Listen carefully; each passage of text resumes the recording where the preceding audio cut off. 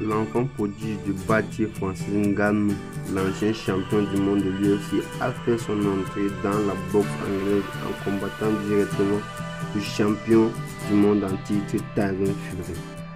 Beaucoup d'internautes ont pris l'idée d'Ngannou comme une mauvaise idée à vouloir combattre directement pour son premier combat en boxe anglaise du champion du monde. Mais le résultat du combat a donné raison à l'ancien champion du monde. Puisque beaucoup s'attendaient qu'il prenne un chaos direct de la part du champion du monde, Tyson Fury, ce qui était bien le contraire.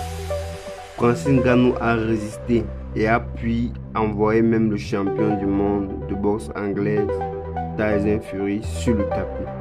Et en plus, beaucoup s'attendaient qu'il ne fasse même pas 3 rounds.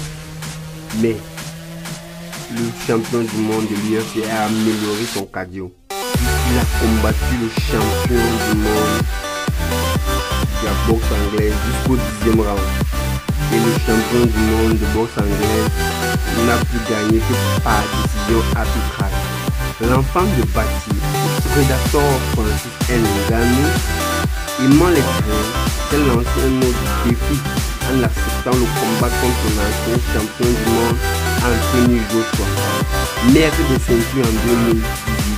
Il est noté que le champion du monde en 2018 sort d'une année 2023 avec 3 victoires, dont un succès expéditif en fin d'examen sur Otto Wallin. Il est à noter que c'était le 30e combat en carrière pour le boxeur anglais Anthony Joshua pour 27 victoires. Dans son combat contre le Predator doit être son 31e combat pour l'anglais et le 2e combat pour Francis Ngannou, qui a dû perdre son premier combat contre Tyson Fury, donc à la quête de sa première victoire en boxe anglaise. Le combat aurait lieu le 8 mars 2024 en Arabie Saoudite, dans la ville de Riyad, dans un combat de guerre.